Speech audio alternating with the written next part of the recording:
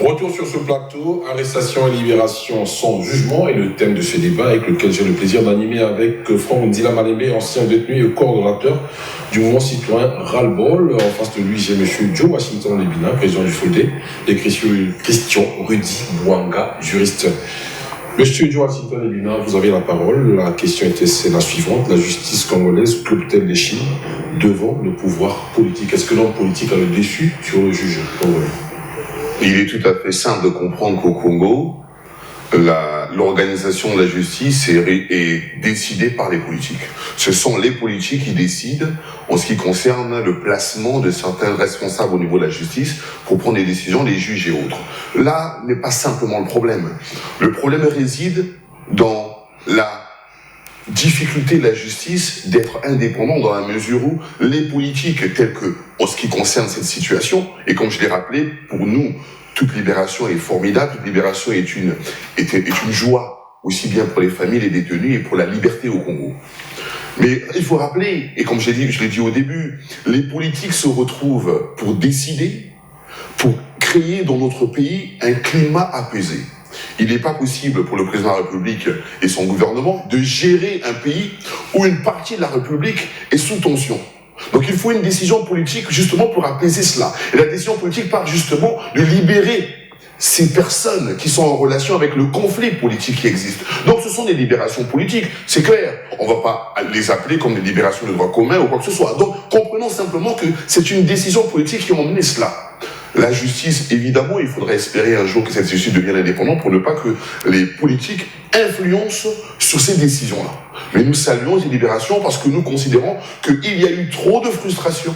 La liberté au Congo est en danger et nous considérons que c'est un début d'apaisement en libérant déjà ces personnes-là. Et il faut rappeler, il reste encore énormément à faire. Alors, puisque vous parlez des prisonniers politiques, il y a le général Jean-Marie Michel Mokoko, que vous considérez comme un prisonnier politique. Est-ce que vous pensez que son procès a été un procès manipulé par l'homme politique? Écoutez, je respecte la décision du général Mokoko qui était de ne pas répondre à ce qu'il a considéré comme étant une mascarade politique, une mascarade de procès.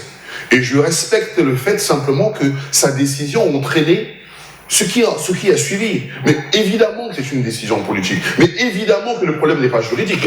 Et si nous considérons que le pays doit rentrer dans un climat apaisé, il faudrait qu'il y ait plutôt un dialogue national pour justement arriver à la libération aussi bien du général Mokoko que d'autres.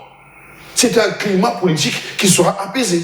Et je crois que pour une gestion normale de la République, pour une évolution cohérente, aussi bien dans les accords sur le plan international, il faut présenter le Congo comme étant un pays où, au moins, la liberté d'opinion est sauvegardée.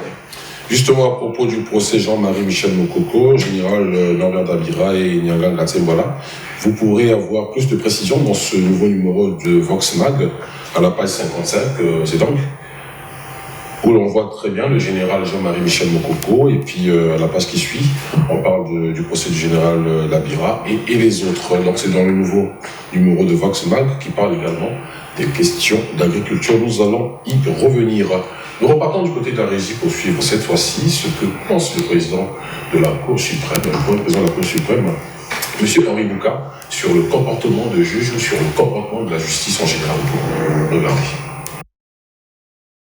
Le premier président de la Cour suprême et vice-président du Conseil supérieur de la magistrature, Henri Bouka, a fait ce jeudi 7 juin 2018 la restitution de la communication sur le recadrage de la mission du magistrat congolais, faite lors de la réunion du Conseil supérieur de la magistrature le 20 février 2018.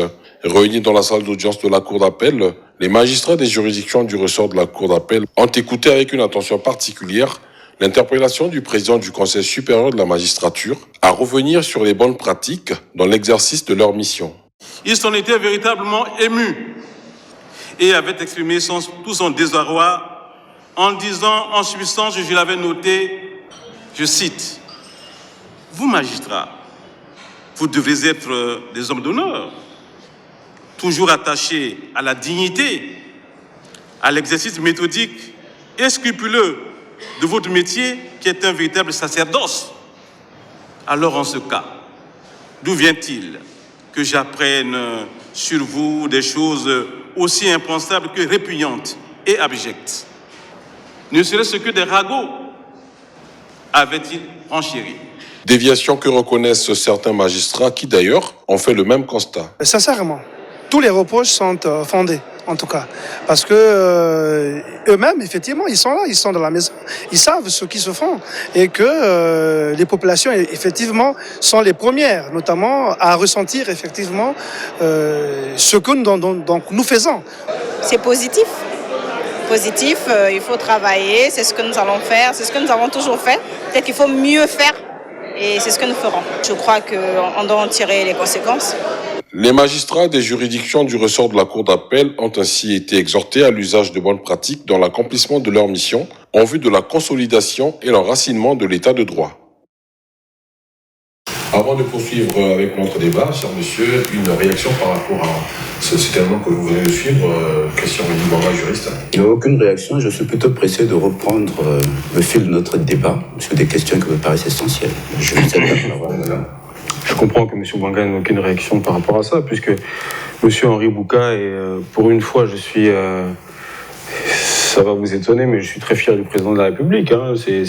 Ça peut paraître ironique, mais pour une fois, le président de la République a dit quelque chose qui me paraît totalement juste. Notre justice a du mal à prendre son indépendance. Il faut qu'elle s'assume, il faut qu'elle fasse son travail. Et aujourd'hui, quand on voit l'état de la maison d'arrêt, lorsque moi j'y étais, il y avait, je crois, au total plus de 1016 détenus. Il y avait une surpopulation carcérale qui était monstrueusement... c'est horrible ce qu'on voit à la maison d'arrêt. Et donc aujourd'hui, lorsque M. Henri Bouka reproche à la justice un certain nombre de carences, pour reprendre encore ce mot, je pense qu'effectivement, pour une fois, il faut être d'accord avec cela. Il faut reconnaître qu'aujourd'hui, les procès politiques qu'il y a eu il n'y a pas longtemps, on se pose la question si on a affaire à une justice traditionnelle, si on a affaire à une justice moderne. Voilà, j'aimerais continuer là-dessus parce que vraiment c'est ça. C'est juste une réaction. Oui, d'accord. Voilà. Non, je voudrais également réagir en disant que ce que le président Bouka a dit, malheureusement pour moi, n'est pas suffisant. Il faut passer au pragmatisme. Lorsque on constate une institution qui ne marche pas, il faut démissionner de ces lieux et recréer une autre structure beaucoup plus forte, là où les personnes sont sanctionnées, là où il y a un suivi, là où il y a beaucoup plus de rigueur. Le peuple attend beaucoup plus de simplement ce genre de réaction. Il faut que les personnes cèdent. Il faut que les personnes puissent être à mesure de répondre de leurs actes. Et c'est cela que le peuple attend. Et pas simplement des déclarations qui malheureusement ne permettent pas à la suite de constater de grands changements. Le peuple attend le grand changement et c'est ce que nous allons voir. C'est quoi le grand changement? Le grand changement, c'est le changement de personnes. Le grand changement, c'est que certaines personnes ne se sentent pas libres de dépendre ou libres de décider sur la vie des plus faibles au Congo. Vous voyez très bien qu'au niveau de la justice, certaines personnes prennent des décisions en relation avec leurs humeurs. Oui, mais ces personnes-là, pour la plupart, sont passées, je ne connais pas le terme exact, mais au conseil de discipline au niveau de la justice. Il y a des sanctions, d'autres ont été relevées de leurs fonctions, de leurs postes. Il faut justement, il faut justement en arriver là. Il faut arriver au point où... C'est déjà fait. Nous constatons que, vous savez, entre ce qui est dit et ce qui est fait, nous attendons sur le terrain. Vous voyez, il faut comprendre la psychologie de la population. Lorsqu'on enlève une personne à une fonction, c'est une très bonne chose. Mais il ne faut pas que la personne qui remplace mène le même travail. Donc on voudrait constater dans les décisions de justice un changement. Je voudrais voir au Congo qu'un Congolais lambda puisse gagner sur un procès contre un général ou contre un colonel ou contre un ministre. À ce moment-là, je voudrais vous dire ici, oui, le Congo a changé. Mais tant que ça sera la même chose, je suis désolé, ne sont pas encore satisfaits sur la réalité du vécu des Congolais. Justement, dans ce que vous dites, dans le cas du Poul, où les civils ont véritablement subi des violences et ont tout perdu, pourquoi ne pas organiser un procès juste et équitable pour établir les responsabilités des uns et des autres? Il est difficile, je vais reprendre à ça, il est difficile aux acteurs politiques actuels qui sont à l'origine du conflit aussi entre les deux parties de trouver un procès équitable. Vous allez remarquer souvent, dans les pays à travers le monde, c'est d'autres générations qui en mènent à cela. Ce ne sont pas les acteurs qui sont à l'origine ou qui sont acteurs de la situation qui règlent le problème. C'est les générations futures, pour le besoin de l'histoire, qui essaient de trouver des solutions. Regardez ce qui s'est passé en Afrique du Sud. Pareil, il y a une commission qui a été installée, mais la commission n'avait rien à voir avec la gestion de la crise. Donc, c'est un moment très difficile de trouver des solutions aujourd'hui. Il faudra trouver des solutions un jour. Mais aujourd'hui, l'apaisement est d'abord de prise. L'apaisement d'abord. Regardez ce qui s'est passé en Colombie, c'est un exemple fort. L'apaisement permet d'abord d'avoir la quiétude. Vous savez, je serais heureux de voir le train quitter Pointe-Noire et arriver à Brazzaville. Vous vous rendez pas compte de l'allègement et de l'aide des familles tout le long du trajet. Ça va rebooster, si vous voulez, faire redémarrer l'économie à ce sujet-là. Donc c'est d'abord l'apaisement. En ce qui concerne les jugements et tout le reste, nous comprenons que ceux qui sont acteurs aujourd'hui se sentiraient plutôt lésés d'avoir une vérité à cela. Franck dit avant que monsieur le juriste Christian Mbouanga nous prenne la parole, ce procès est-il possible quand on sait que les populations n'ont pas suivi que, d'après ce que nous entendons par-ci, par-là, que du côté des ninjas, mais aussi du côté de la force dite régulière. On en a suivi les reportages RFI à la radio, ces 3 chefs de village. D'un côté, les ninjas, ils viennent, ils leur disent des choses, puis c'est l'armée qui vient de dire aussi des choses. Est-ce que vous pensez que ce procès, il peut se réaliser finalement? Non, on sait que de part et d'autre, il y a eu des exactions. De part et d'autre, il y a eu des exactions. Vous savez, d'un côté, vous avez un État qui se doit d'être responsable et qui a pour devoir de protéger ses citoyens, qui a pour devoir de protéger ses citoyens. Cet État doit être responsable. Si à un moment, cet État ne protège pas ses citoyens, je pense que c'est le premier responsable. Ça, c'est la première chose. Il peut y avoir du côté dans la gestion, je dirais même dans la vie de notre pays, malheureusement, ces problèmes sont cycliques. Tous les 5 ans, tous les 10 ans, on arrive toujours à cette problématique-là. Mais bon, oui, c'est ça en fait le problème de fond. Ça veut dire que si on regarde l'histoire de notre pays, tous les 5 ans, nous avons ces mêmes problèmes. Et il faut le reconnaître que, comme l'a dit tout à l'heure M. Joey Bina, très souvent, ceux qui sont acteurs, et il faut le reconnaître que ces mêmes acteurs sont là depuis plus de 30, 40 ans, c'est toujours les mêmes qu'on voit à la tête de notre pays. C'est pas aujourd'hui que la question, ils vont pas, je dirais, s'auto-juger, si je peux me permettre l'expression. Et donc, on va laisser faire l'histoire. C'est à nous, jeunesse, et j'ai dit, c'est nous, nouvelle génération, de pouvoir mettre en place de nouveaux paradigmes et d'essayer de faire autre chose, d'essayer de construire autre chose. Monsieur Mehdi Mbouanga, est-ce que c'est possible quand les uns et les autres s'accusent mutuellement? Les ninjas accusent l'armée. Est-ce que ce procès est équitable pour rétablir réellement les responsabilités des uns et des autres? Est-ce que c'est possible ce procès?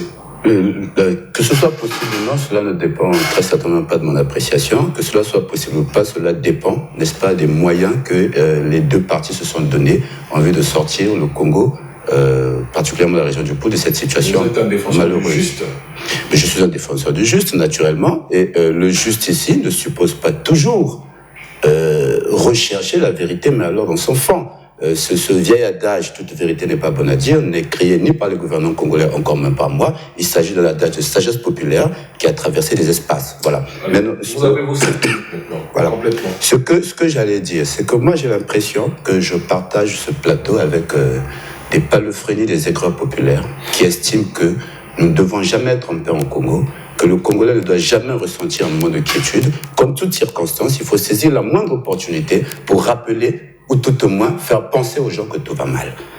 Nous sortons, n'est-ce pas, d'une période tumultueuse, celle qui était celle de ces procès. On a eu peur de tout. Je suis heureux aujourd'hui que le pays soit calme. Je me rappelle de certaines périodes où l'État n'était pas présent partout en République du Congo. Je suis heureux aujourd'hui de constater qu'aujourd'hui, de Madinouka à Imfondo, l'État est bel et bien présent.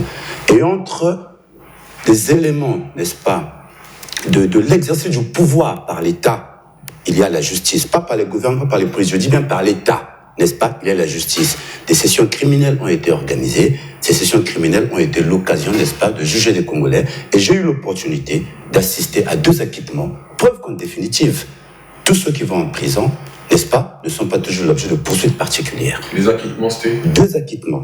Mais le monsieur a recouvré sa liberté, je ne voudrais pas lui faire de mauvaise publicité, mais en tout cas, j'étais témoin, n'est-ce pas, de 2 acquittements en une seule soirée, à une audience qui s'est déroulée à peu près il y a 2 semaines.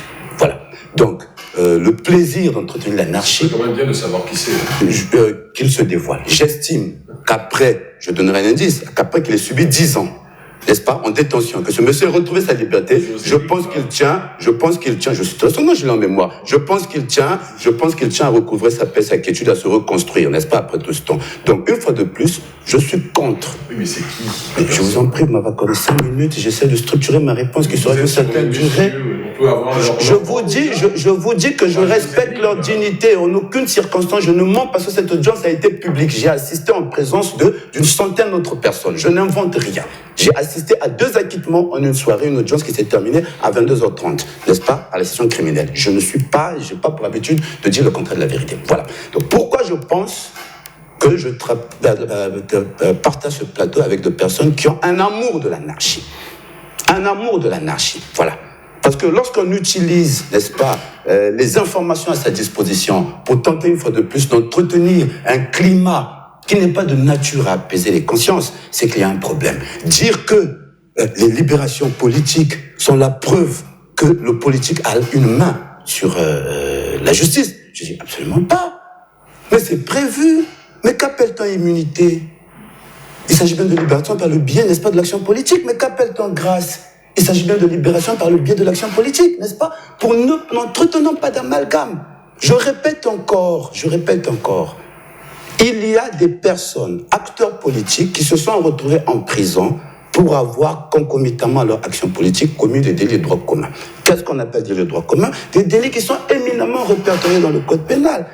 Si des incriminations ont été présentées en cours d'instance, n'est-ce pas, que l'accusé a choisi, lui et sa défense, de ne pas parler, c'est son droit le plus absolu. Eh bien, la manifestation de la vérité s'est faite en l'absence de cette contribution. N'est-ce pas? Le jugement qui en découle est un jugement digne de foi. La décision qui en découle, c'est pas Jean Pessagincourt, est une décision digne de foi. Parce que nous aurions aimé que sa défense apporte les éléments de contradiction nécessaires. Nous aurions aimé que sa propre intervention puisse contribuer à déconstruire, n'est-ce pas, les éléments d'accusation. Cela n'a pas été fait. Donc, une fois de plus, qu'on ne vienne pas nous parler de décisions politiques sous des faits, qui se sont déroulés devant tout le monde. Encore une fois, j'ai entendu une expression ici, justice spectacle. Mais puisqu'elle vient de M. Ndila, j'ai plutôt l'impression que c'est vous qui êtes adorateur du spectacle. Parce que le geste que vous venez de faire, il me rappelle un certain Kémy Seba qui a brûlé un billet. Mais si vous êtes là pour faire du sensationnel, tant mieux. Parce que si sincèrement vous estimez que nous sommes dans un pays qui doit être régi par des règles, que ce code pénal ne permet pas seulement de régler les questions relatives aux arrestations de politiques, mais qu'il permet, n'est-ce pas, le maintien de l'ordre public. Que le maintien de l'ordre public qui vous a permis, vous, de vous déplacer, parce que ce code pénal ne parle pas que de crimes, de délits. Il commence depuis les contraventions, entre autres le fait de brûler un feu rouge. Si vous êtes vivant et être venu ici, c'est bien parce qu'il y a un code pénal qui est respecté et qui fait que tout le monde puisse se mouvoir dans le respect, n'est-ce pas, de l'ordre public.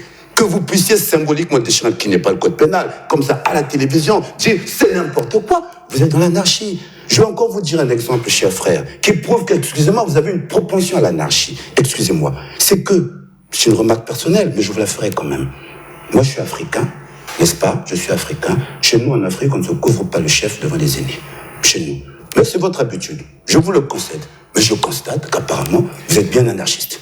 Bon, 5 minutes sont écoulées. On va prendre la réaction de Franck et du président avant de passer à la question suivante. Réaction, ici. La question, c'est... Moi, j'ai une petite réaction quand même par rapport à ça. Une petite... Chef, on comprend bien que monsieur me reproche de vouloir faire du sensationnel. Il a envie de titiller sur des petites choses inutiles pour... c'est pas inutile, brûler, déchirer le code pénal devant la télévision. Oui, mais c'est un geste anodin, non? C'est très important.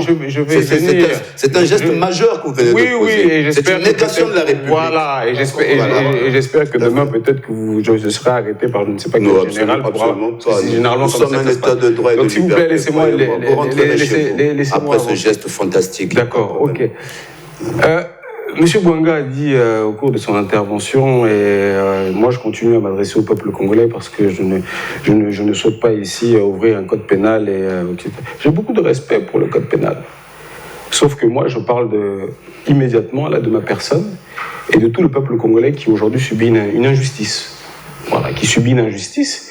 Et la question que vous posez au cours de ces débats, c'est bien pourquoi des gens qui ont été arrêtés dans l'arbitraire sont du jour au lendemain libérés. C'est bien qu'il y a un problème.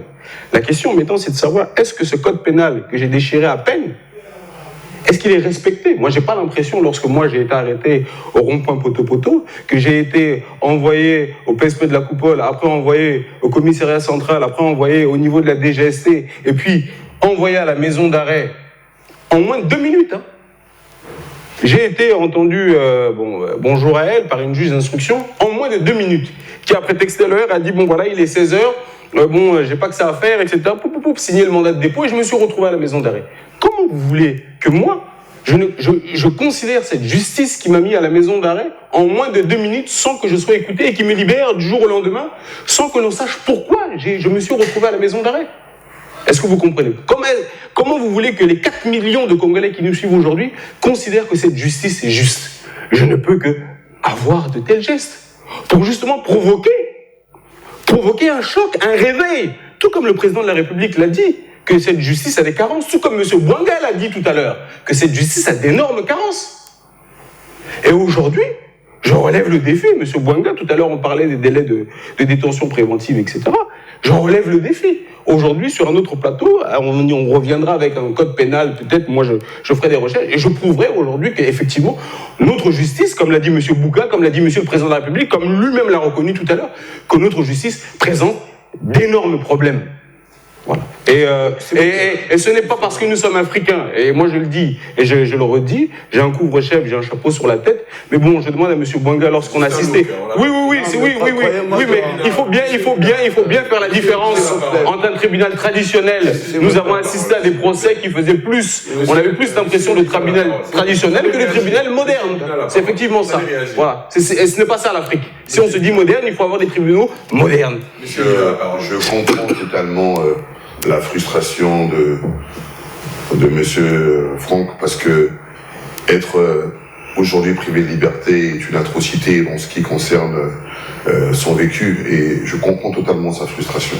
Je comprends totalement ce qu'il a vécu, et d'ailleurs, il sait très bien à quel point nous le rappelons régulièrement que nous sommes solidaires à la cause et tout ça, et je suis tout à fait d'accord avec l'amour de la République qu'il exprime et par sa passion qu'il a. Je comprends sa passion. Je tiens simplement à dire à M. Bouanga que, dans le fond, Monsieur Bouanga, pardon, toutes mes excuses. Bouanga, c'est quelqu'un d'autre. Ah oui, tout à fait. Monsieur Bouanga, mes excuses. Je tiens simplement à dire que, vous savez, l'amour de la République est souvent mal interprété par ceux qui regardent l'action menée par les organisations des droits de l'homme, est souvent mal regardé par ceux qui critiquent la réalité. Vous savez, souvent, il faut se préserver de dire autre chose que de rappeler la réalité des Congolais. Les Congolais, depuis un certain temps, vivent dans une précarité difficile. Les Congolais, depuis un certain temps, beaucoup n'ont pas de salaire, beaucoup vivent dans la précarité, il faut le rappeler. On n'a pas besoin aujourd'hui de venir devant votre plateau pour le rappeler, mais il faut montrer la société congolaise. Il faut la montrer simplement, et cela suffit justement pour acculer ceux qui dirigent, que finalement leur intérêt n'est pas au-dessus de l'intérêt de la population.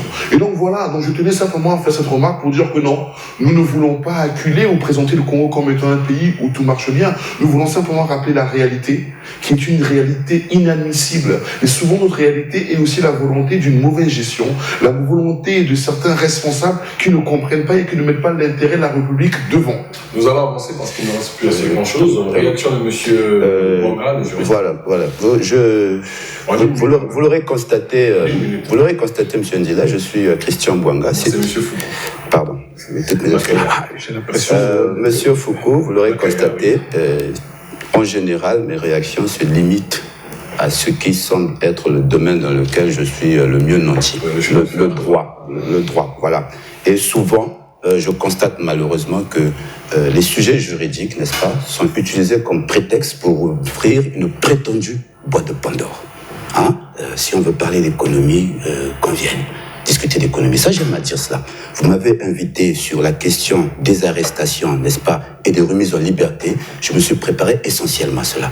Maintenant, s'il y a des argumentations autour du mal-être congolais de manière générale, c'est bien de les soulever. Mais choisissant le lieu approprié. Celui-ci était réservé à un débat, à mon sens, qui relève de questions juridiques. Bref, raison pour laquelle je pense, M. Ebina, avec tout le respect que je vous dois, qu'il y a des personnes qui ne souhaitent pas la paix en République. Parce que si vous souhaitez la paix, M. Ebina, vous savez que nous venons de loin. Lorsque vous constatez des progrès, acceptez-les. Et parfois, le silence est bien meilleur que quelques discussions. C'est une très bonne... Excusez-moi, je vous en prie, vous aurez le temps de lui faire... Je suis convaincu... Non, cela fait partie des débats. Ce n'est pas parce que je m'adresse... D'accord. Combien de temps... Une question à laquelle vous allez répondre en 30 secondes, je vous en prie. Peut-on estimer que ces libérations en cascade contribuent-elles finalement, simplement, au décongestionnement des prisons congolaises? Monsieur Bouanga, en 20 secondes. Je répondrai d'abord, tout de suite en 20 secondes, en disant que la surpopulation carcérale, un des reproches qui a été fait ici, n'est pas le monopole de la République du Congo. Allez-y à Fleury-Mérogis en France, c'est le même constat. Hein? Donc ça, c'est un faux débat que de parler de cela. Maintenant, nous allons simplement dire, et je reviendrai, moi je préfère rebondir sur l'objet du sujet, n'est-ce pas? C'est une bonne chose. C'est une bonne chose que les gens aient recouvré leur liberté. Alors que ce ne soit pas un prétexte à certaines organisations, à certaines associations, à certains courants, n'est-ce pas, pour venir remuer le couteau dans la plaie, parce que là encore, j'estime qu'il s'agit, je reprendrai cette expression, de palefreniers de l'aigreur populaire qui sont à la solde de je ne sais quel intérêt obscur. Merci beaucoup, Monsieur le Président. Est-ce que vous pensez que ces libérations contribuent simplement au décongestionnement, j'y arrive, des prisons congolaises? Oui, je crois que ça va beaucoup plus loin que cela. Je crois que la comparaison n'étant pas la raison, je ne m'arrêterai pas en disant que, parce qu'ailleurs c'est ainsi, au Congo ça doit être pareil, nous cherchons l'excellence. Donc je crois que c'est une très bonne chose, il faut le rappeler. C'est une très bonne chose, c'est une victoire pour la liberté au Congo, que certains retrouvent la liberté. Et vous savez pas à quel point les familles que nous rencontrons pleuraient, à quel point ces familles souffraient. Et donc lorsque je vois la joie, lorsque je vois le sourire auprès de ces familles, je suis heureux. Monsieur Ndila, en 20 secondes également. En 20 secondes, moi je dirais à nos juges, à nos procureurs d'essayer de conquérir cette indépendance qui leur manque tant et de faire en sorte que notre pays avance, quoi. C'est la seule chose que je peux dire. Moi j'ai été à la maison d'arrêt et je peux vous dire qu'au-delà de la surpopulation carcérale, ne serait-ce que l'alimentation, la nourriture qu'on donne aux prisonniers est un crime à part entière. Donc moi je demande aujourd'hui à la justice congolaise de faire son travail et en espérant que tout aille mieux. Merci beaucoup, cher monsieur, et pour vous qui nous suivez, nous avons ici notre Vox Mag, c'est notre magazine, et à la page 55, justement, on parle des questions de justice avec en illustration le général Jean-Marie Michel Mokoko, voilà, que vous avez à l'instant sur votre écran, et donc s'il vous plaît, c'est pour le Vox Magazine, pour illustrer que ces questions sont aussi traitées dans notre magazine. C'est donc à la page 55. Et puis, bon, alors je fais un peu plus haut parce que la barre de titre, voilà, c'est à la page 55.